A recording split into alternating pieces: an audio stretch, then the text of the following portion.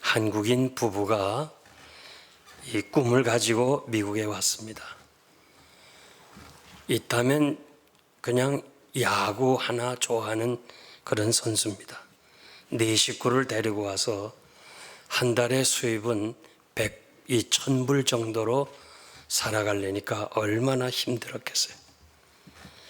그래서 너무너무 힘들어서 남편이 아내에게 우리 이제 한국으로 돌아가자.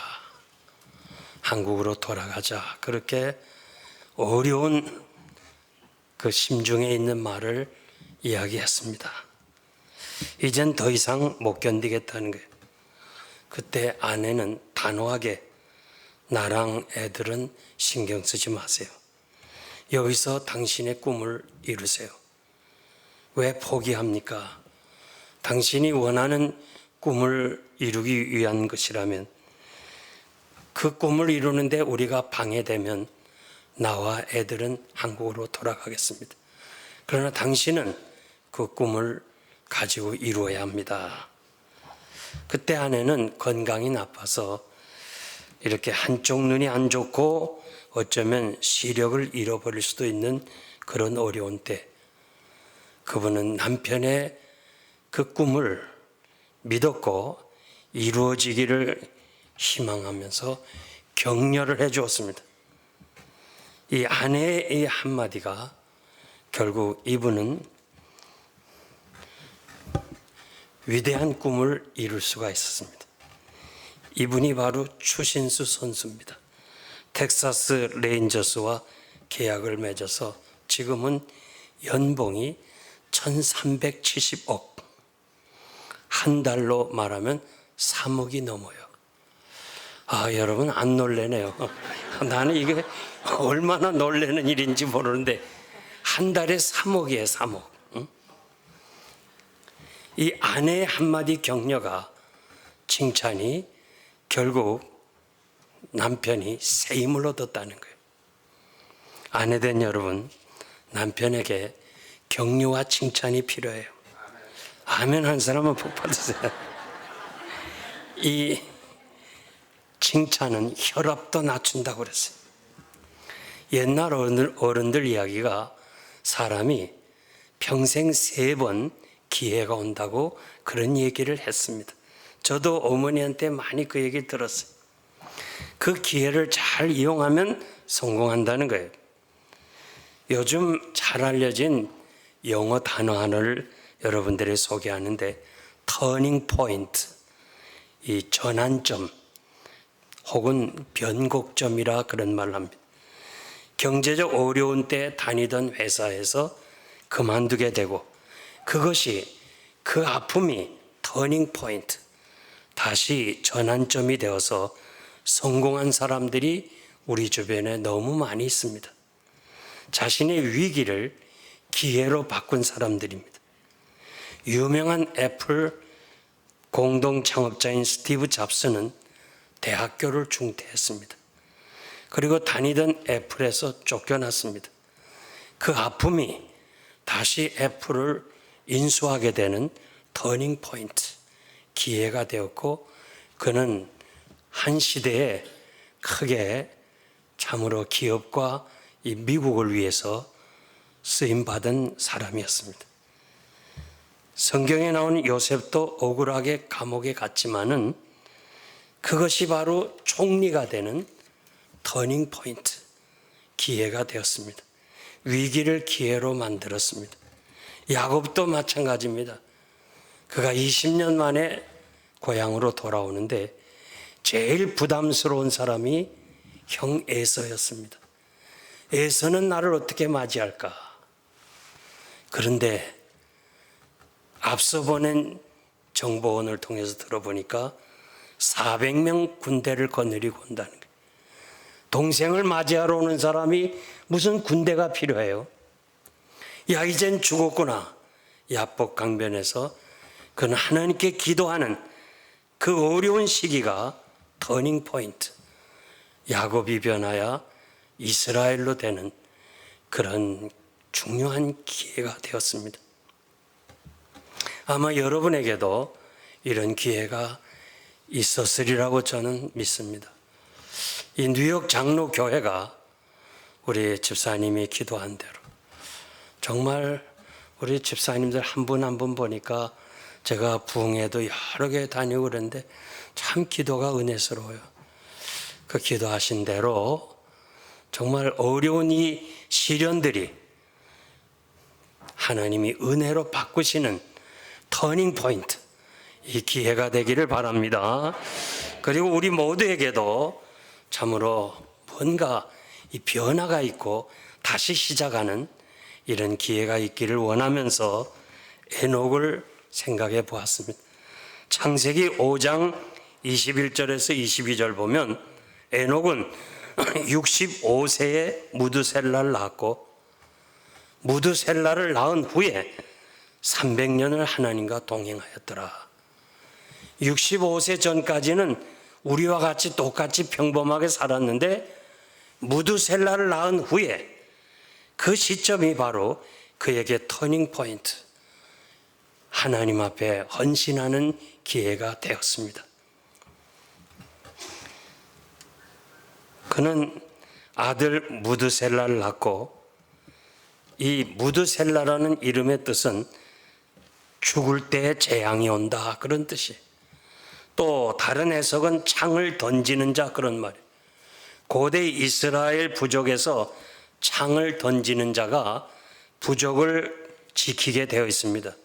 이 창을 던지는 자가 죽으면 부족이 다 죽는다는 이런 내려오는 이야기가 있습니다. 무드셀라는 성경에서 제일 오래 산 사람 969세를 살았습니다. 무드셀라가 187세에 라멕을 낳았고 라멕은 182세에 노아를 낳았습니다. 노아가 600세 되던 해에 홍수 심판이 있었습니다. 그러니까 187 플러스 182 그리고 600을 더하면 969세, 무드셀라가 죽었을 때 홍수 심판이 있었습니다. 성경에 나오는 숫자라든지 이 이름은 다 우리에게 계시적 의미가 있습니다. 그냥 기록된 거 아니에요. 하나님의 말씀은 글자 하나하나에도 우리에게 참으로 중요한 의미를 주고 있습니다. 에녹은 65세 무드셀라를 낳았고 이 아이가 죽을 때 세상 끝이라는 이런 계시적인 하나님의 말씀을 깨닫게 되고 들었습니다. 그래서 자기가 받은 그 계시를 아들의 이름으로 자기 자신의 말씀을 표시한 것을 우리가 잘 알 수 있습니다. 그래서 아들을 보면서 이 하루하루 혹시나 이 아이가 아파서 그때 뭐 병원이 있었습니까? 의사가 있었습니다. 아이가 아프면 오늘이 어쩌면 마지막이 아닐까? 이렇게 하루하루를 산 것이 300년을 살게 된 거예요. 여러분 1년 혹은 한 달 하나님과 동행하기는 힘들어요. 그러나 하루, 이 하루는 내가 하나님과 함께 동행해 봐야지 그건 쉬워요. 여러분 우리 성도는 일생을 하루처럼 살아야 돼요. 어제는 지나간 날이에요. 그리고 내일은 하나님의 날이에요. 하나님이 주신 이 날이 나의 날인데 이 날을 하나님 앞에서 바르게 살겠다. 이것이 나의 마지막 날이다. 이렇게 생각하면 우리가 무엇을 해야 되며 어떻게 살아야 되겠습니까? 여러분, 진정으로 우리가 주어진 시간, 오늘 우리가 이 에녹을 다시 생각하면서 이제 우리 자신도 우리가 하나님 앞에 자세가 달라져야 된다고 생각해요. 너무도 우리는 하나님께 우리 필요를 따라 구하기만 했어요. 이것 주세요. 이렇게 해주세요. 저렇게 해주세요. 하나님께 그렇게 기도했는데 이제는 여러분들이 하나님, 내가 어떻게 하나님을 위해서 일할 수 있습니까? 내가 어떻게 하나님 앞에서 쓰임 받겠습니까? 이런 기도가, 이런 터닝 포인트가 여러분에게 있기를 바랍니다. 그래서 저는 요즘도 새벽에 기도하고 첫 시간 기도할 하나님, 살려주심을 감사합니다. 내가 어떻게 하면 하나님 앞에 쓰임을 받겠습니까? 저는 은퇴를 하면서 하나님, 나에게 주어진 이제 시간이 얼마인지 모르지만은 모세는 70이고 건강하면 80이라고 그랬는데 얼마인지 모르지만은 하나님, 나의 생애를 하나님이 사용하세요. 나의 주어진 이 남은 시간을 하나님 앞에서 사용되길 원합니다 하고 기도를 했어요. 저는 사실 이 뉴욕 장로교에 전혀 생각도 안 했어요. 그런데 이것이 저는 하나님의 뜻이라고 생각하고 제가 겸손하게 섬기는 자세로 내가 주어진 시간 동안 최선을 다해야 되겠다. 제가 목회를 이렇게 할 줄 알았으면 제가 있는 책을 안 주고 왔을 텐데 다 줬어요, 책을. 주석책이 있는 거 다 우리 부목사님들 또 신학생들 우리 방문하는 사람들은 제가 아예 내 방에 들어가라고 난 비켜줬어요. 내가 있으면서 책을 뽑을 수 없으니까 다 가지라. 그래서 지금 준 거 다시 뺏을 수도 없고 아주 난감해요. 그래서 이 성경을 좀 더 연구해야 되니까 더 책이 많이 필요해요. 나이가 들면 육신은 약해져요. 우린 언제 어느 때 무슨 일을 당할는지 아무도 몰라요. 우리도 암에 걸릴 수 있어요. 남자는 2명이 1명꼴, 여자는 3명이 1명꼴이 암이에요. 그리고 나이 드신 분 알지만은 하룻밤에 자고 일어나면 어제는 멀쩡했는데 갑자기 다리도 아프고 이상한 것들이 자꾸 생기는 거예요. 이제 중요한 것은 하나님께 드린 것만이 남는 줄 믿습니다. 지난 수요일 저는 사드락과 메스가 아벤누고 이 젊은이를 통해서 그리 아니하실지로라도는 이 신앙을 배우자고 말씀드렸고 오늘은 이 에녹의 삶을 통해서 정말 우리 자신이 좀 에녹처럼 살아야 되겠다 그런 뜻에서 여러분들에게 에녹의 삶에 대해서 말씀드리는데 성경은 에녹에 대해서 3군데만 말씀하고 있습니다. 첫째가 하나님과 동행했다고 그랬습니다.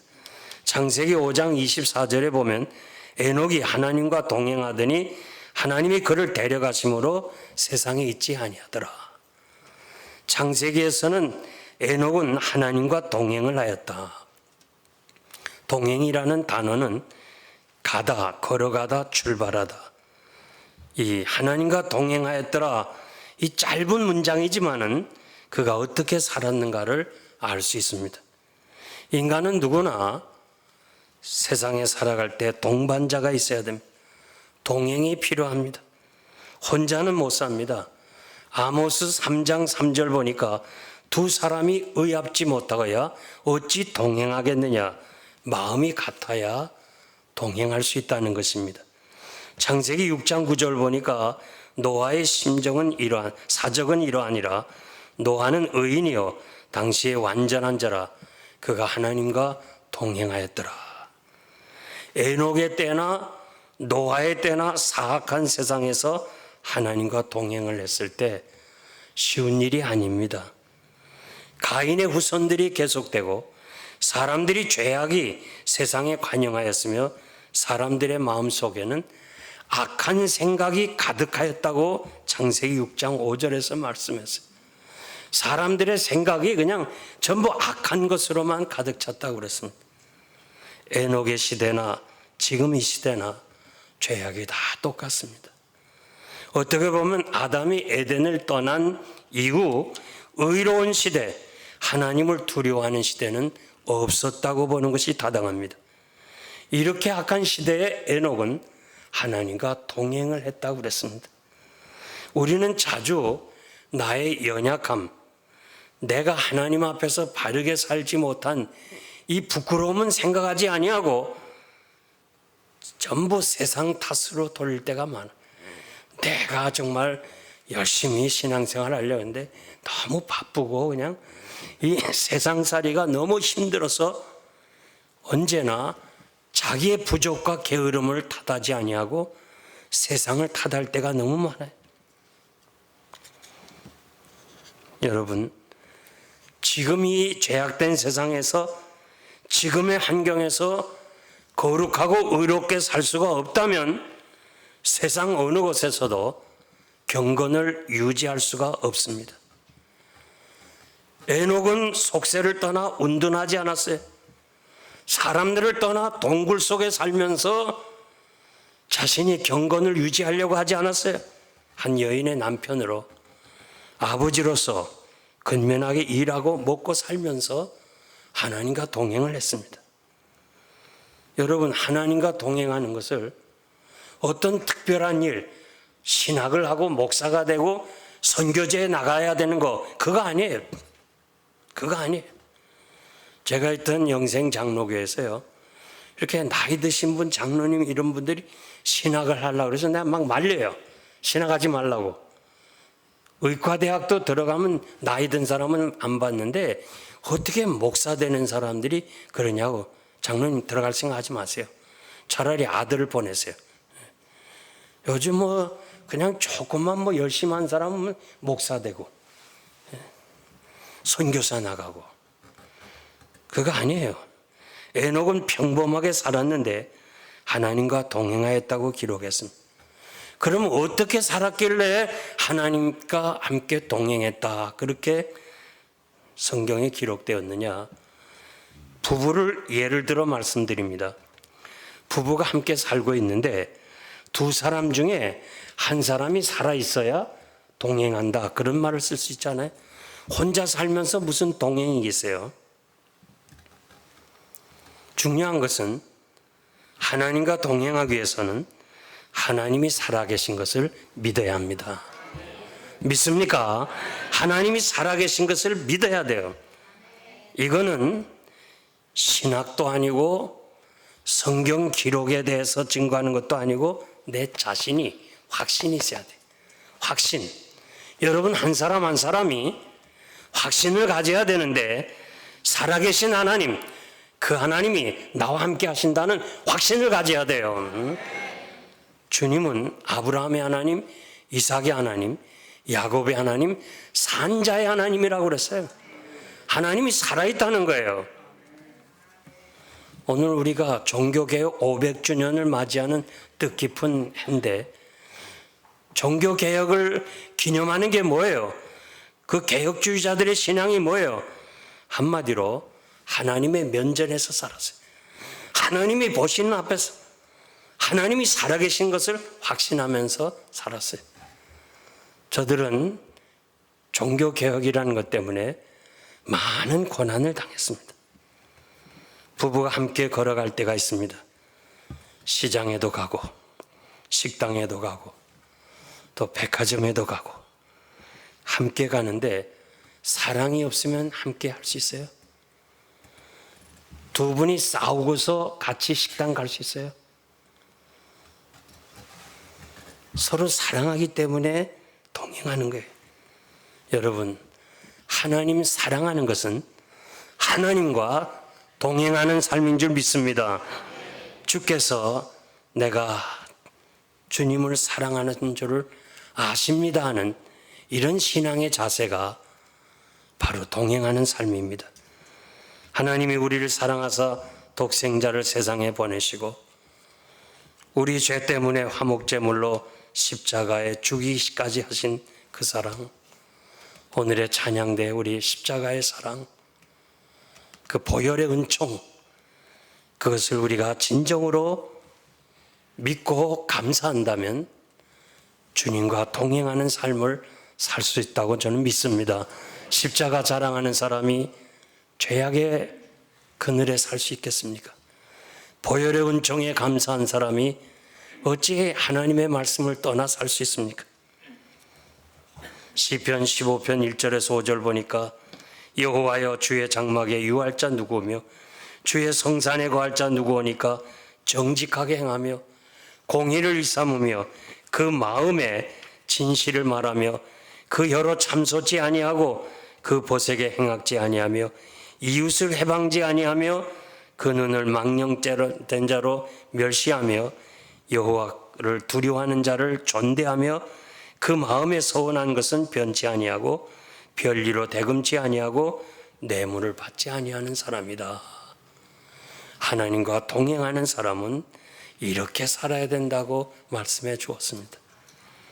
부부가 함께 살아야 동행하듯이 하나님과 함께 장막에 살기 위해서는 정직하고 의롭고 행악하지 말고 하나님 두려워하면서 믿음으로 하나님과 동행하는 여러분의 생애가 되기를 바랍니다.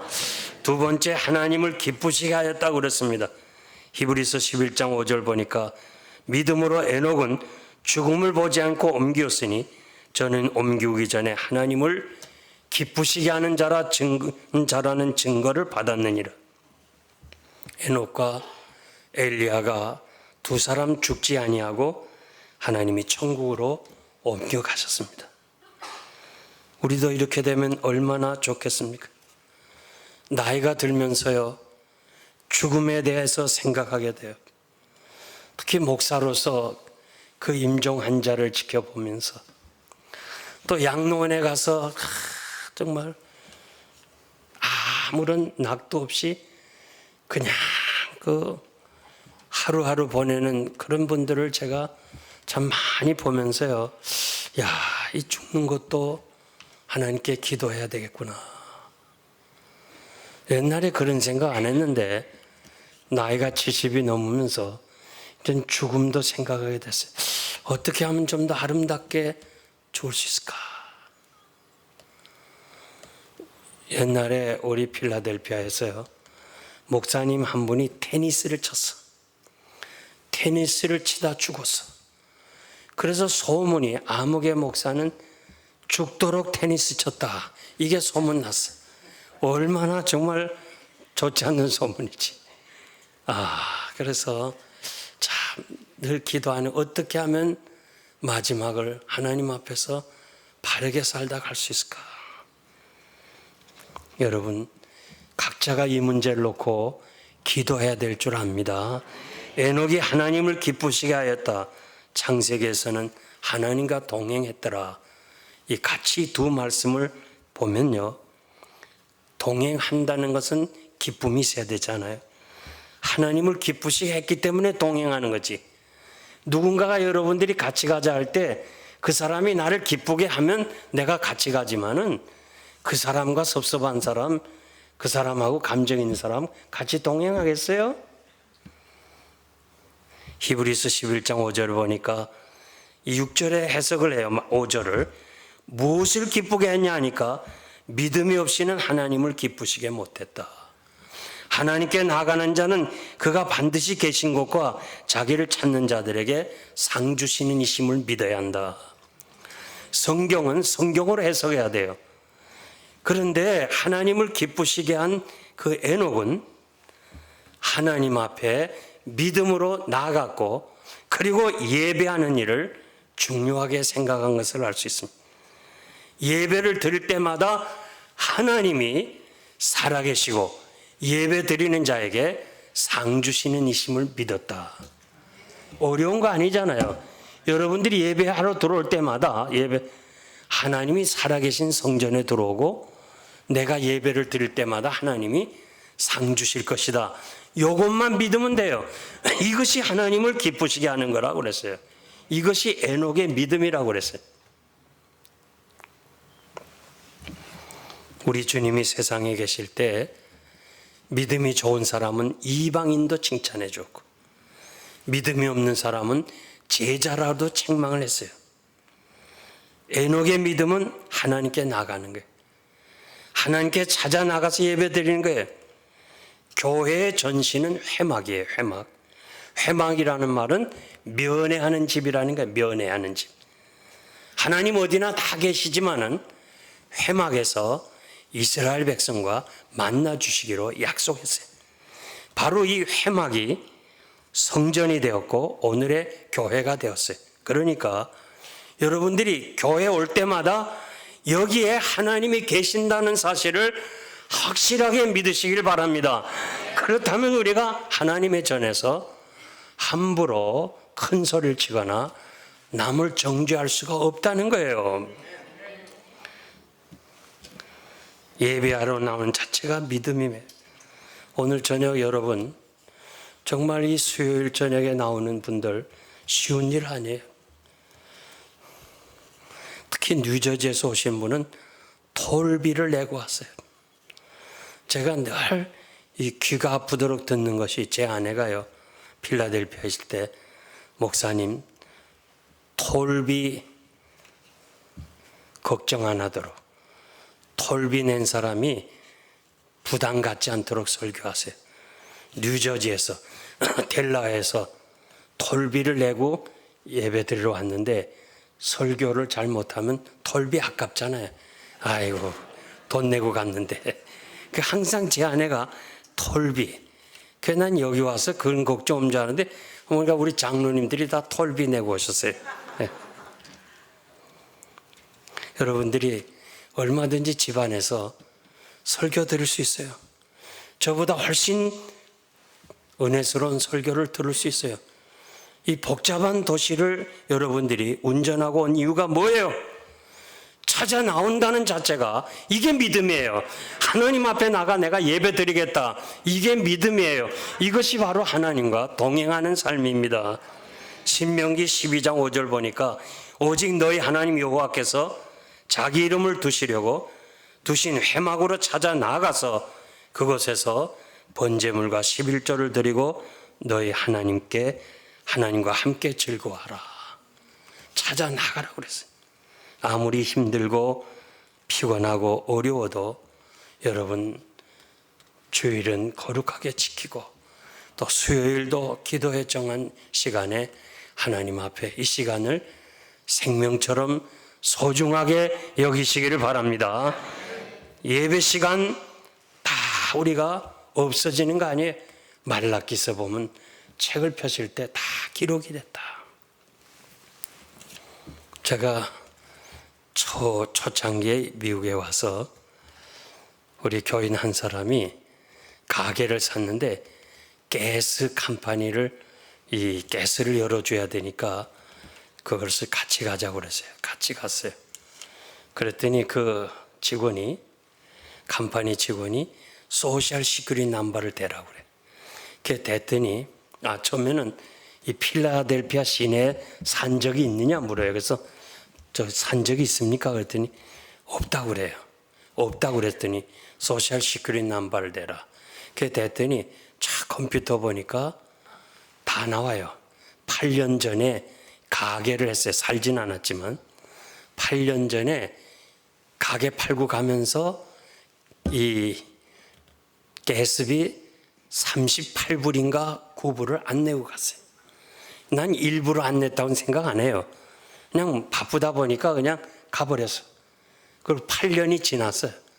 다시 열라고 하니까 그걸 다 계산하더니 560불을 내래요. 벌금까지. 그 30몇 불을 내고 갔어야 되는데 결국 560불이 나왔어요. 그러면서 너희 놈 잡았다 내라 그런 말도 안 해. 점잖하게 560불 내면 열어주고 그렇지 않으면 열지 못하겠다. 가게를 하려면 어떻게 돼요? 열었잖아요.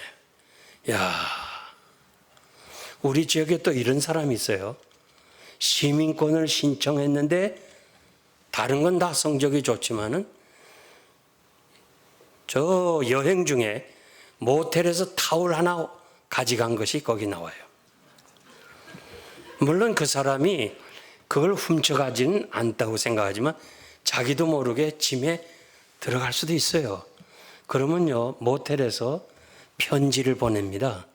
그것이 당신이 이렇게 가져갔는데 그 타올 값이 8불이니까 8불을 주시든지 아니면 다시 돌려주세요. 편지가 와요. 근데 우리 한국 사람들은 영어로 오는 편지는 무조건 내버려. 보기 싫어. 그냥 내버려. 이것도 뭐 왔구나 내버려. 다시 보냅니다. 2번 보냅니다. 2번 보내고 대답이 없으면 정직국에 보내요. 아무개 타올 하나 훔쳤다. 이것이 시민권 인터뷰에 나오는 거예요. 야, 이 미국이 무서운 세상이에요. 무서워요 이거. 그냥 아무것도 안 것 같지만은요. 여러분들이 호텔에서 지나가서 그 좋은 타월 하나 슬쩍 였죠? 청소하는 사람이 딱 리포트를 해요. 하나 없어졌습니다. 당장 와요. 야, 정말 미국은 다 기록돼. 그렇다면 하나님 앞에서 말라기 보니까 다 기록이 돼요. 오늘 여러분들이 예배 드린 거 다 기록돼요. 평생의 예배 시간 얼마나 드렸나? 찬양대 1시간 다 나와요. 그리고 마지막 때 책을 펴시고 그 예배 드린 시간들, 하나님 앞에 섬긴 시간들 따라서 하나님이 상 주시겠다고 약속해 주셨습니다. 세 번째, 심판을 증거했습니다. 유다서 14절에서 15절 보면 유다서는 한 장밖에 없어요. 누가 유다서가 몇 장입니까? 그러는데 유다서는 한 장밖에 없어요. 유다서 14절에서 15절에 보면 아담의 7대 손 에녹이 사람들에게 예언하여 이르되 보라, 주께서 그 수많은 거룩한 자와 함께 임하였나니 무사람을 심판하신다고 말씀했어요. 경건치 아니하는 자는 다 정죄하신다고 외쳤다고 말씀합니다. 가인의 후손들은 이 저주받은 세상에서 어떻게 하든지 세상을 낙원으로 만들고 천국으로 만들고 지상 천국을 만들기 위해서 노력하고 그 노력이 죄악으로 가득 찼지만은 그 죄악된 세상에서 경건하게 살기가 어려웠지만은 그러나 에녹은 이 악한 세상에서 저들에게 심판을 경고했습니다.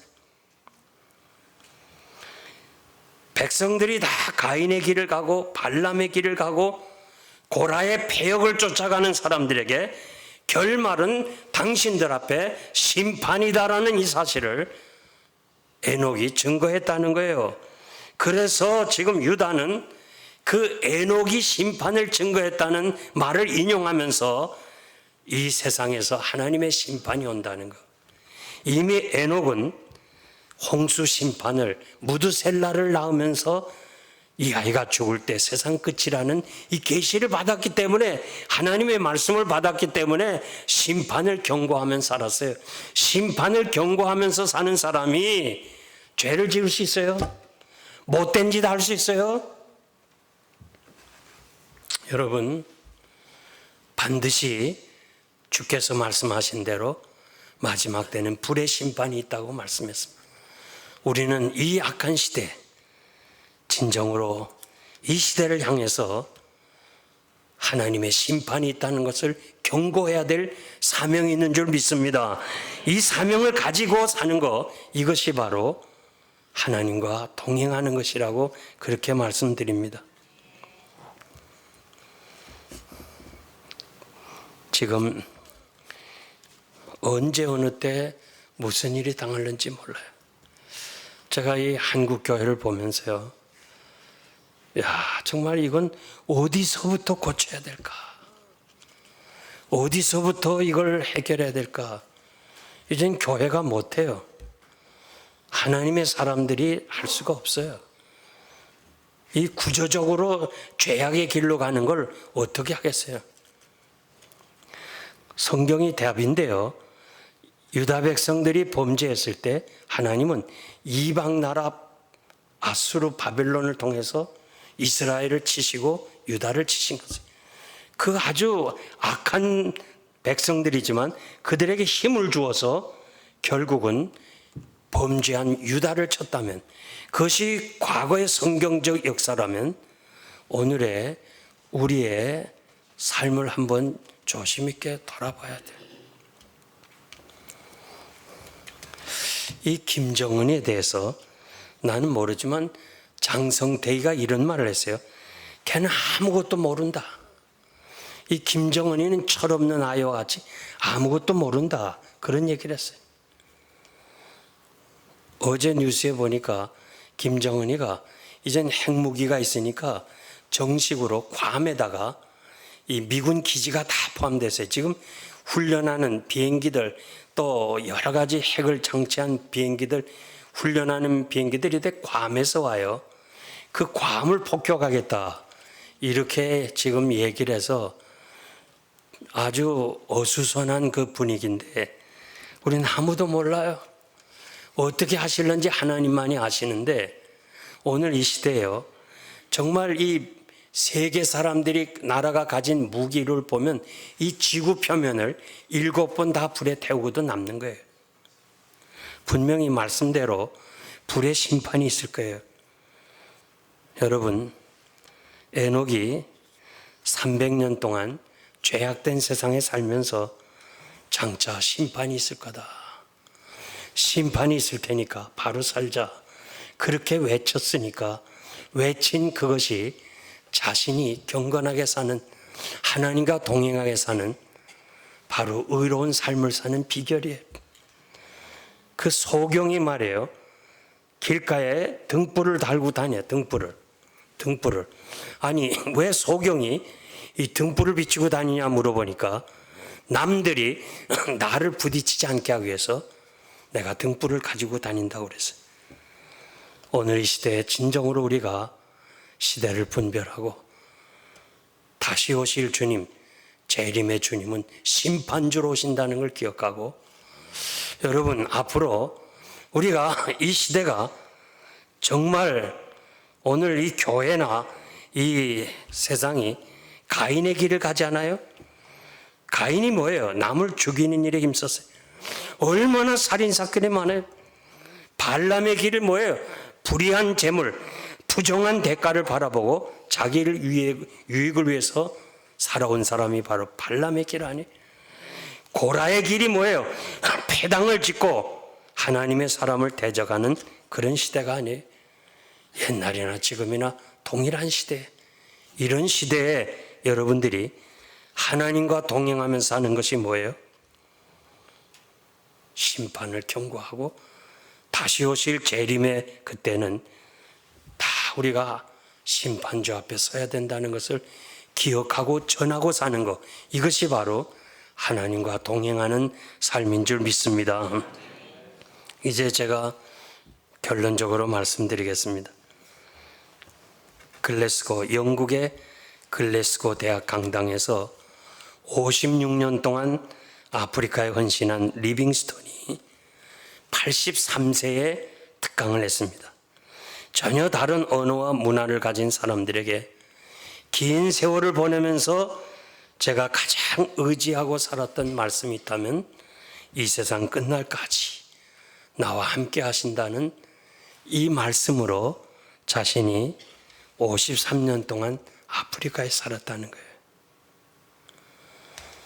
주님이 세상 끝날까지 내가 너희와 항상 함께 있으리라는 이 확신을 가지고 결국은 그는 53년을 믿음으로 살았다고 그렇게 말씀하고 있습니다.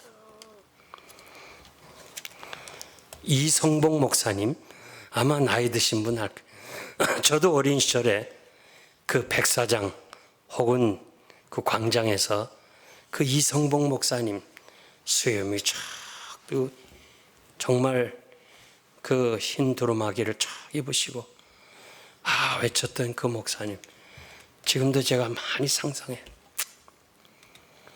그분은 추운 겨울에도 장갑도 안 끼고 손을 주머니에도 안 넣고 다녔어요.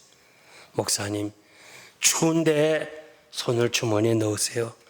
이 사람아, 주님이 내 손 잡고 가는데 어떻게 내가 손을 주머니에 넣어? 항상 하나님의 임재를 느끼고 살았기 때문에 그분은 평생을 아름답게 살다 가셨어요.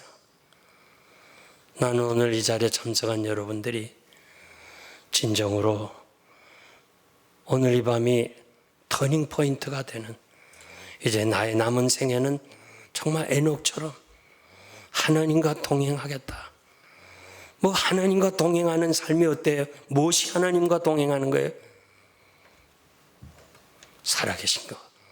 하나님이 살아계신 걸 믿는 게 하나님과 동행하는 거예요. 그리고 하나님 앞에 예배 드리러 나올 때마다 하나님이 상 주시는 것을 바라보고 예배당에 찾아 나오는 이 자체가 바로 하나님과 동행하는 것이에요. 그리고 다시 오실 주님, 재림의 주님이 다시 오시면 세상을 심판하신다는 이 확신을 가지고 주의 재림을 기다리면서 살아가는 그것이 바로 하나님과 동행하는 삶입니다. 여러분, 언제 주님이 다시 오실는지 아무도 몰라요. 언제 주께서 내 생명을 불러가실지 아무도 몰라요. 제가 여기 온 기회에 요 며칠 전에 저희 교회 그 젊은이가 아들 하나밖에 없는데 약사입니다. 그리고 양가의 부모님들이 다 집사님인데 자동차 몰고 나왔다가 그 젊은이가 그냥 죽었어요.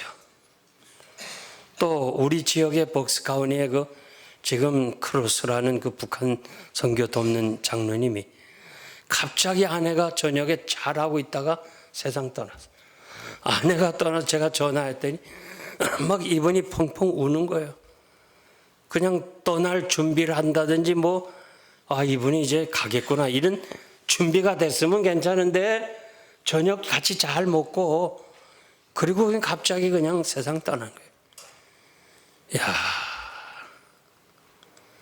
maybe tonight, 오늘 밤 하나님이 나를 부르시지 않을까? 오늘이 나의 인생의 마지막이 아닐까? 이런 마음 가지고 사는 하루하루가 여러분의 남은 날이 얼마인지 모르지만은 그런 날이 10년이 되든지 20년이 되든지 1개월이 되든지 하나님과 동행하는 것입니다. 우리 모두는 하나님과 동행하는 삶을 살기를 바랍니다. 기도하겠습니다.